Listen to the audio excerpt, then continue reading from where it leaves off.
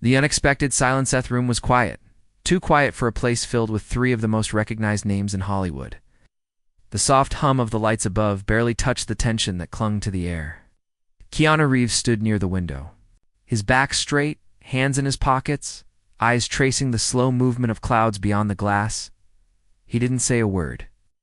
He didn't need to. Ana de Armas sat in a chair near the far wall, her fingers gently gripping the edge of a paper script. Though her eyes hadn't moved across a line in minutes, she looked tired. Not just physically, but in the way a person carries weight no one else sees. Next to her, Sweeney leaned forward, elbows on her knees, bouncing one leg nervously. She glanced between Keanu and Ana, then back at the empty doorway, but it was Sandra Bullock who stood alone in the middle of the room, her hands clenched, jaw tight, trying to hold something in. Not anger, not pain, something deeper, something that had been building for months, maybe years. It was supposed to be a private meeting, just the four of them. No press, no producers, no agents. They had all agreed. And yet it felt more like a reckoning than a conversation. So, Sandra finally said, her voice soft but clear, "No one's going to say it?" Keanu turned slowly. His eyes met hers with quiet patience. He didn't blink. He didn't move. Sydney's legs stopped bouncing. Ana put the script down. No one answered. Sandra took a deep breath, thought, this project meant something to all of us. Keanu finally spoke. "It does." "Then why does it feel like everyone's walking on glass?" Her voice cracked slightly, just enough to notice. Ana looked down. Sydney crossed her arms, unsure. Whether to speak? Keanu walked toward Sandra, his steps slow, steady, unshaken. "Because the truth is sharp," he said. "And sometimes, kindness feels like silence." The words hit harder than they sounded. Sandra's eyes glistened. She wasn't ready to cry. Not yet. She had always been the strong one. Always the calm presence in chaos. But tonight felt different. This wasn't about the script. It wasn't about the camera. It was about something they had never dared to name. Weeks ago, during an overnight shoot, Sandra had pulled Keanu aside. She had told him something in confidence, something about her past, something about why this particular project mattered more than the others. And ever since, things had shifted, not out loud, not in confrontation, but in the pauses. In the way Ana stopped asking questions. In the way Sydney looked at her with wide, searching eyes. And in the way Keanu began keeping more to himself. No one had said anything. "But everything had changed. You told them, didn't you?" Sandra asked, her voice just above a whisper. Keanu didn't answer immediately. He looked toward Ana, then toward Sydney, finally back to Sandra. "I didn't need to," he said. "They already saw it." Sydney stood up. "We didn't mean to, but you did," Sandra interrupted, not unkindly. "You saw me break and did nothing." Ana finally stood, her voice soft and trembling. "We didn't know how to help." Was the truth, and everyone felt it. In Hollywood, they had been trained to smile through pain, to perform vulnerability, but never truly feel it. Sandra had shown something real, and the room hadn't known what to do with it. Keanu stepped closer. "What happened that night wasn't your burden to carry alone." Sandra shook her head. "But I did, and I still am." The silence returned. Heavier now. It wasn't until Sydney walked over and placed a hand gently on Sandra's arm that something shifted. It was a simple touch, not a solution, not a grand gesture. But it was human, real, and it made Sandra's shoulders drop just slightly. "We're here," Sydney said. Ana followed, stepping close, her voice nearly breaking. "We just didn't know how to say it." Keanu, still standing a few steps away, looked at the three women. He had never been good with words when it came to real pain, but he had always been present, steady, a quiet anchor. And in that moment, he spoke without trying to fix anything. "You don't have to say anything," he said. "Just stay." Sandra finally looked up. Her eyes met his. For the first time that evening, she felt something shift inside her. Not forgiveness, not yet, but the start of it. The room remained still, but the air was lighter. Silence no longer felt like absence, felt like understanding.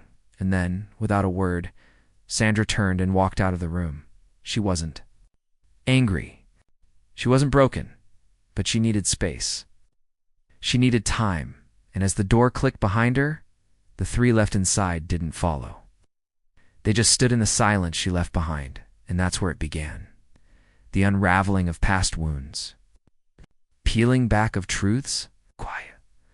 The quiet war between loyalty and pain, and somewhere in all of it, a choice they hadn't yet made. A choice that would change all of them forever.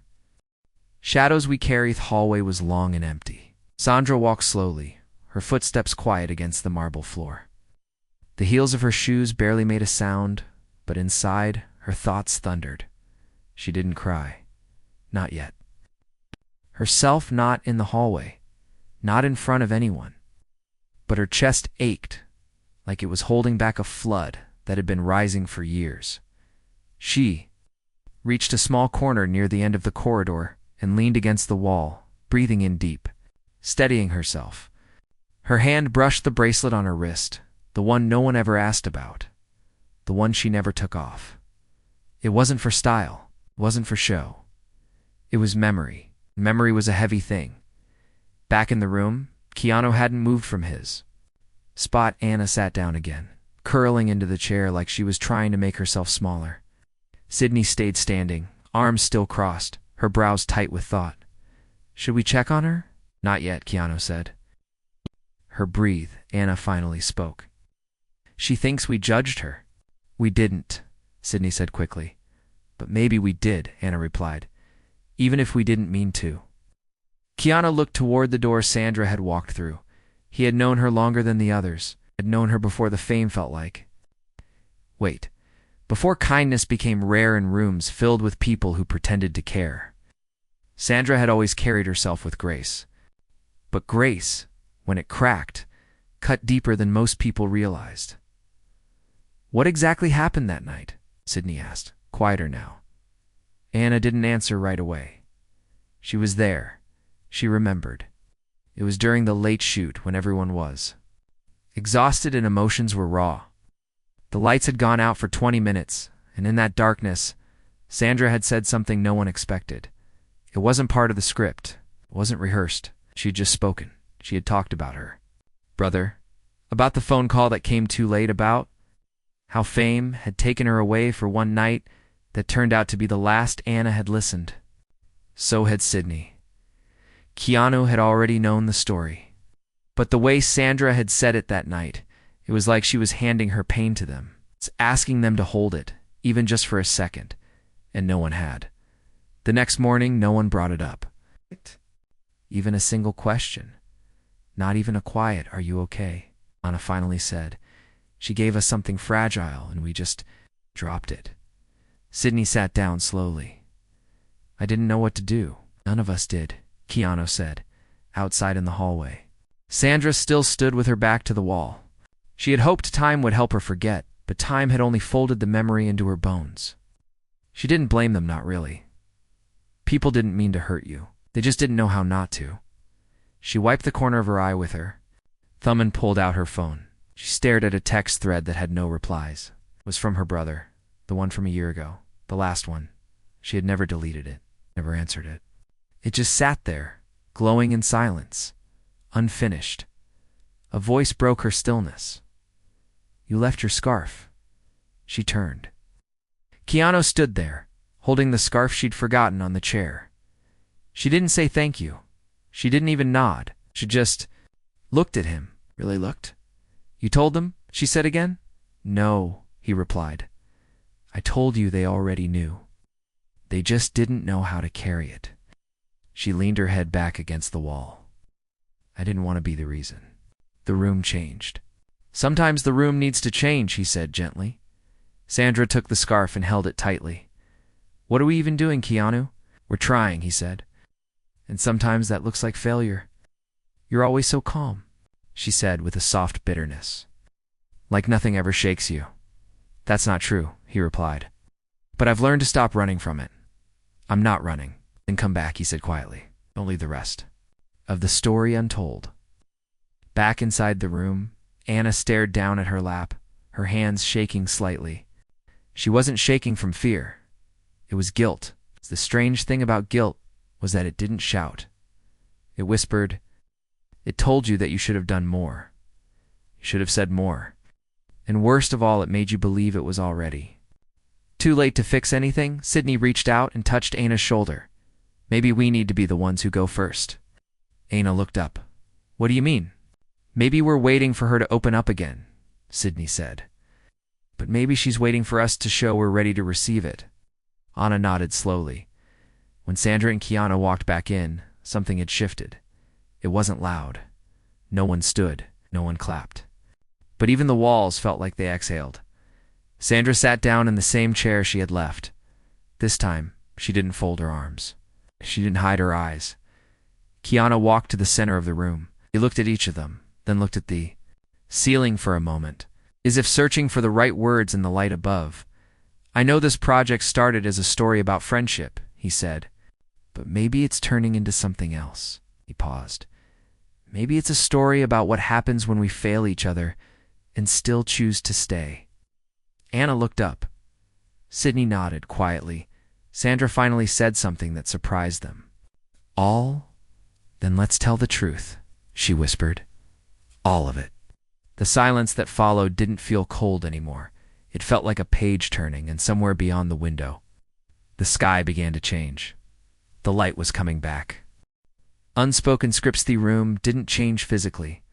The walls were still pale gray, the overhead lights still humming with a soft flicker, and the couch cushions still held the weight of whoever had last sat in them. But something about the air had shifted. It was quieter, yes, but not empty. It felt fuller, heavier with meaning, lighter with truth. Sandra's words had cut through the wall that none of them had wanted to admit existed. Let's tell the truth. All of it. Simple words. Soft words. But they had the power of thunder. Anna leaned forward, resting her elbows on her knees. She stared at the floor like she was reading a story there, one that only she could see. I think I should go first, she said, her voice barely above a whisper. Sydney turned toward her. Keanu didn't speak. He just waited, patient as always. Anna didn't look up as she spoke. I judged you, Sandra. Those words hung in the air like dust in sunlight. No one breathed. When you told us that night about your brother, I thought. You were trying to make it about you, I thought. Maybe you were trying to get sympathy. And the worst part is, I knew better. I knew how wrong it was even as I felt it. Sandra didn't flinch. She didn't cry. Voice cracked. But the truth is, I was jealous of you. Still am. You walk into a room and people just ... listen. Not because you're loud, not because you demand it, but because you've earned it. And I've spent so much time trying to be seen, to be taken seriously, that when I saw someone being seen without asking for it, it hurt. Keanu finally moved. He walked over and poured her a glass of water, placed it gently beside her, and sat back down without saying anything. It was a quiet kindness, simple gesture. But in a moment like this, it felt like everything. Sandra spoke softly. You don't owe me jealousy, but you do owe yourself grace. Anna looked up, eyes wet but steady. I'm sorry. Sandra nodded. Me too. A small silence passed, not uncomfortable, just necessary. Then Sydney cleared her throat. I never told either of you this, but the first time I worked with Keanu, ... I panicked. Keanu raised an eyebrow slightly. Sydney smiled nervously. I did. I went back to my trailer and cried. I thought I wasn't good enough. It's that I'd mess up my lines and everyone would think casting me was a mistake. I remember sitting on the floor, breathing into my hands like a fool. You're not a fool, Keanu said calmly.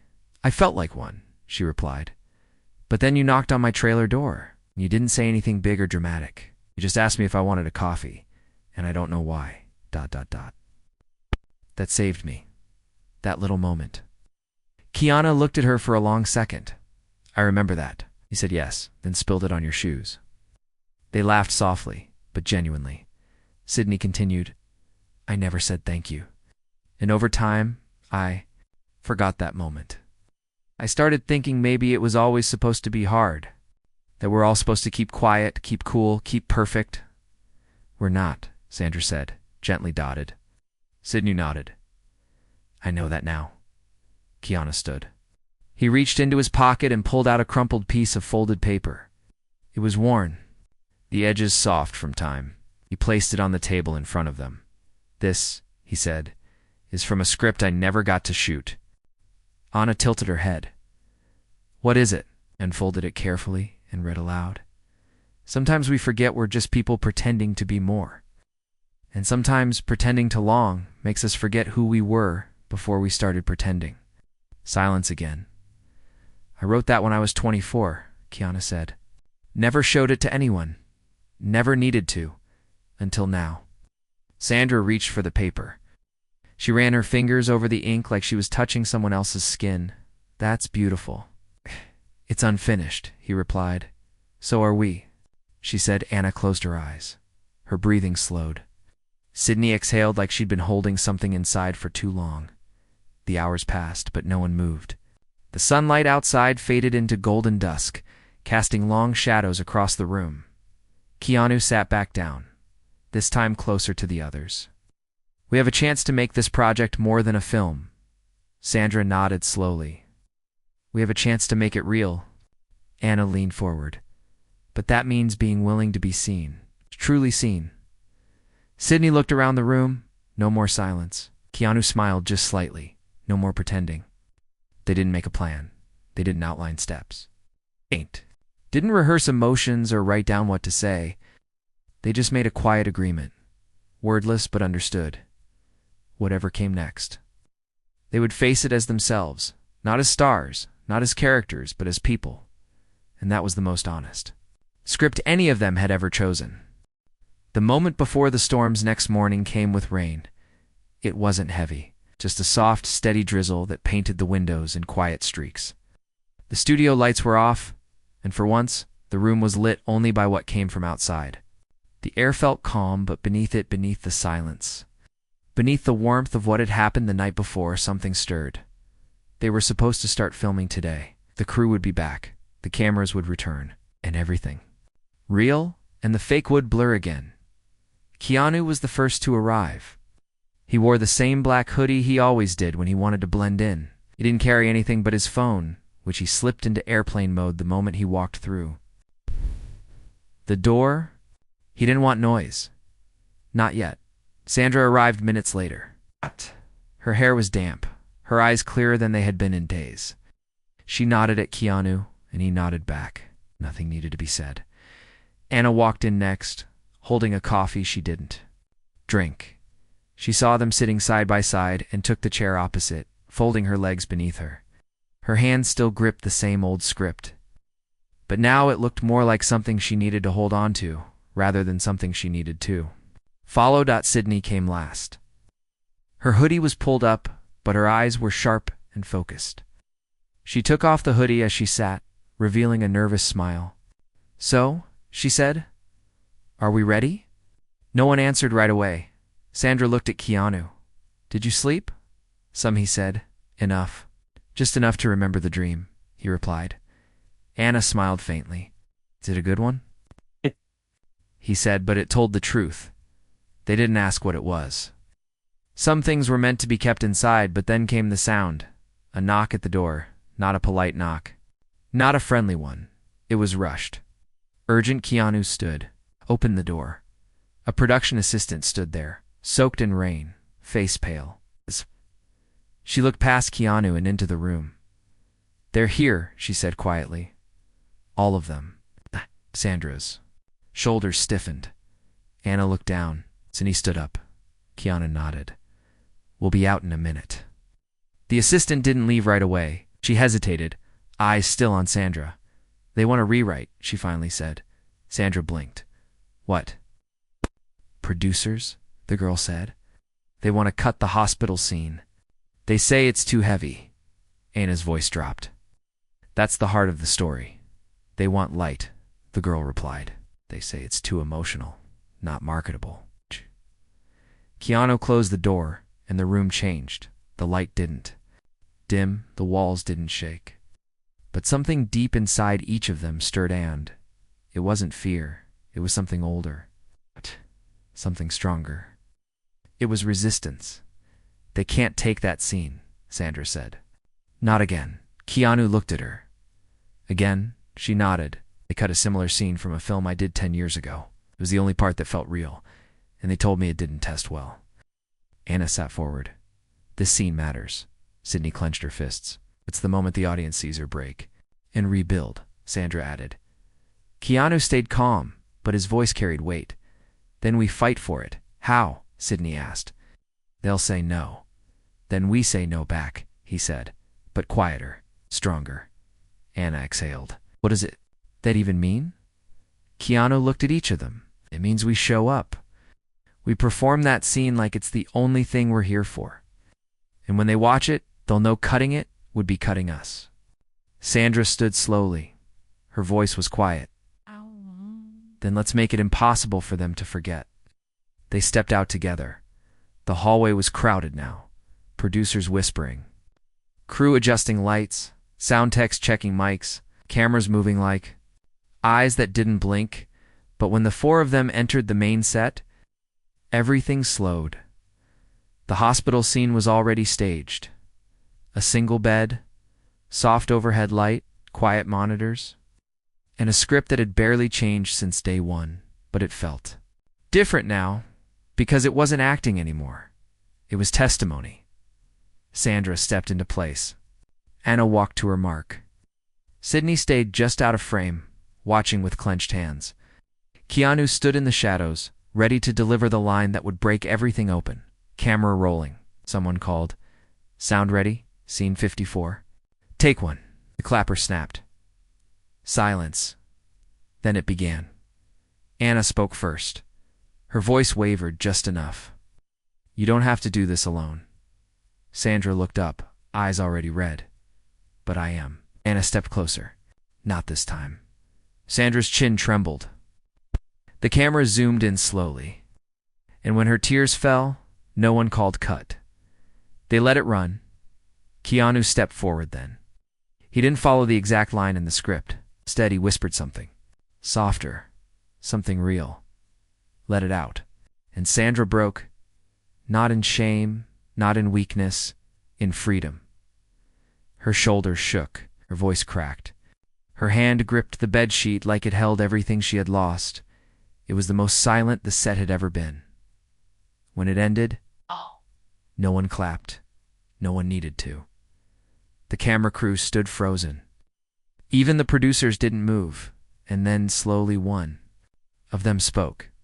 Keep the scene, that was all. And they walked off. Anna wiped her face. Sydney covered her mouth. Sandra stood, his breath shaking, but proud. Keanu looked at them all and said only this. That's what truth looks like. Behind the applauseth clip leaked, no one knew how. No one knew who, but the raw, uncut footage of Sandra's hospital breakdown scene appeared online just after midnight. No titles, no music. No edits, just emotion. Just silence, just truth. By morning, it had over 2 million views.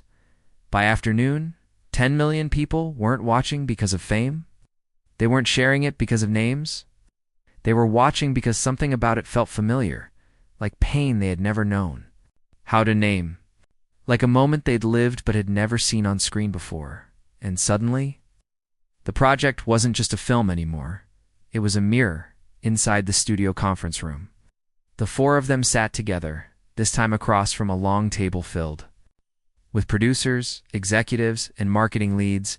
Someone was shouting. But the air was tense. A man in a dark suit leaned forward. We're not mad it leaked. But let's just be honest about that. It's done more for the film than any trailer we had planned. Sandra's jaw tightened. But now everyone thinks that moment was scripted. Anna added softly. It wasn't. The man nodded. We know, and that's why it worked. Keanu's voice was calm, steady. What do you want? We want more, the man said. More of that, more raw, more real. Sydney tilted her head. So, ... now you want the very thing you almost cut? The room fell silent. The man didn't answer directly. Instead, he pushed a folder across the table. We've drafted a rewrite of the final scene. Something more emotional, more personal. Something the audience can cry over. Keanu didn't touch the folder.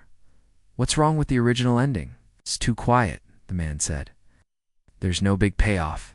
No dramatic arc. It just ... ends. Sandra leaned forward. That was the point. We're not here to give the audience what they want, Keanu said. We're here to give them what's real. Sometimes, Sydney added, real doesn't explode, it lingers. The man sighed. Look, we know the four of you have something special. People are calling this film a turning point, a revolution. But we also have to sell tickets.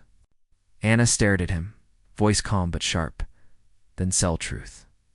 Keanu looked at Sandra. She gave the smallest nod, and Keanu stood. We won't do the rewrite. He didn't raise his voice. He didn't slam the table. He just said it. We won't fake the ending. Won't dilute the moment. If this story is going to be remembered, it has to be remembered for what it dared to be, not what it was edited into. Silence, the man leaned back, looking at the others. Do you all agree with this? Sandra stood too. We do. Sydney followed completely. Anna was last to rise. She didn't say anything. She stood, steady, sure the room watched them walk out. They didn't shout. They didn't fight. They just left the rewrite on the table. Back on set, the energy had changed. Word had spread. The crew knew. The cast knew. Everyone moved with a different kind of purpose now. Not just to finish a film, but to protect something fragile and rare. The final scene was scheduled for that evening. No one rehearsed it out loud. They didn't want it to be rehearsed. They trusted that everything they had lived, everything they had learned, would pour through when the camera rolled. As the sun set, golden light flooded the studio. Someone opened the side doors so the natural glow could spill in. The final scene was simple, no dialogue. Just for characters in a quiet house, after everything had happened. Anna sat on the porch steps, barefoot, hands around a cold cup of tea. Sydney leaned against the wall, staring out at the trees. Keanu walked into frame slowly, placed a single photo on the table, and sat down. And Sandra? Sandra entered last. She looked at each of them, her expression unreadable. And then she did something. No one expected. She smiled. Not a dramatic smile. Not a tearful one, just real.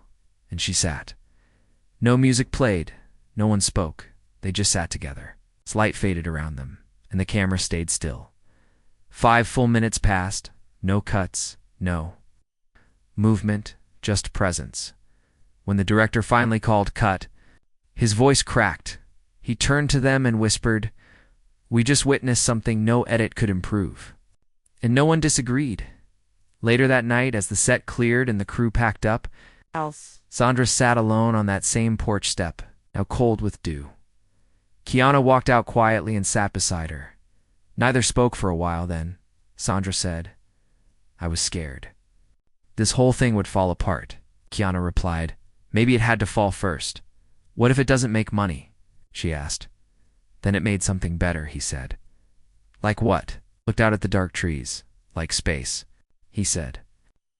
"Space for people to feel something they forgot they were allowed to feel." And Sydney joined them moments later. No word spoken. They just sat. 4 of them, side by side. No cameras. No script. Just a moment held between them. And in that quiet, something happened. Something that couldn't be written. Something that would never be filmed, but would be remembered, always. The room that stayed full premiere wasn't supposed to be emotional. It was just another red carpet event on the calendar. A press thing. Photo flashes, borrowed designer clothes. Smiles that didn't always mean joy. But this one felt different. Before it even began, the building was quiet before the guests arrived. Inside the theater, someone had placed 4 empty seats in the front row. Their names weren't printed on the backs. It didn't need to be. Everyone knew who they were, for Keanu arrived first. He stepped out of the car without a publicist, without an entourage. He walked straight into the building, pausing only to shake the hands of 2 young fans waiting behind the barriers. No words, just eye contact, just kindness. Anna came next. She wore a soft blue dress that moved like wind. Not flashy, not loud, but something about it looked like it belonged to her, not the character. Not the press version of herself, but her Sydney stepped out after, walking slower than usual. Not nervous, just present. Like she knew she wasn't here to impress, but to witness something rare. And then Sandra. When she stepped onto the carpet, the noise shifted, not louder, not wilder, just more focused. The crowd leaned in, cameras softened, and even the security guards stood still for a moment. She wasn't smiling for the cameras. She was smiling for herself when they reunited inside. No one spoke at first. They just nodded. They just breathed. The film started. No speeches, no introductions. The opening scene played. And the room fell into silence. The same silence that had filled that first day they'd gathered alone. When the story was just beginning to rise from the ashes of their unspoken pain, the audience didn't shift in their seats. They didn't whisper during the slower moments. They didn't look at their phones. They watched. Because what was on that screen wasn't a performance. It was a memory. It was vulnerability, captured and preserved. It was real. When the final scene came, no music, no lines, just the four of them.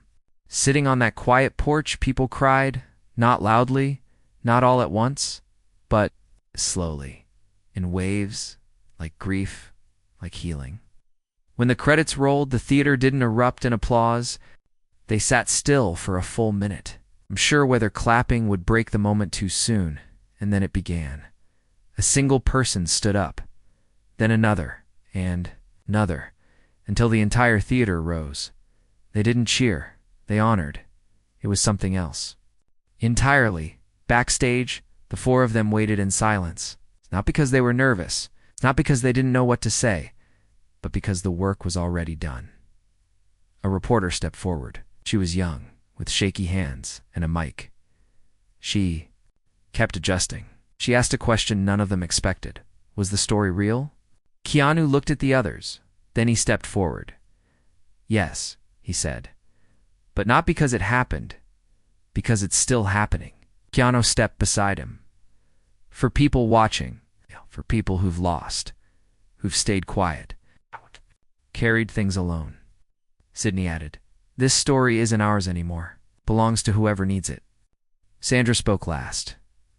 "And if it helps even one person speak, or stay, or just breathe softer, then it was worth every single tear." The reporter nodded, voice trembling. "It helped me." And that was the only review they needed. Months later, the film broke every record they never expected to break. Not box office, not awards, but letters. Thousands. From viewers, from strangers, from nurses, from teachers.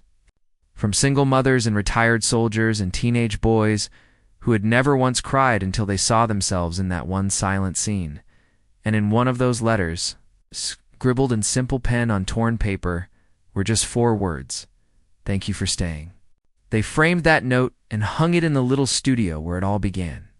Not for decoration, not for legacy, but as a reminder that sometimes the most powerful stories aren't told through perfect lines or polished moments. They're told in silence, in presence, in staying in the room that had once been full of silence. It never emptied again.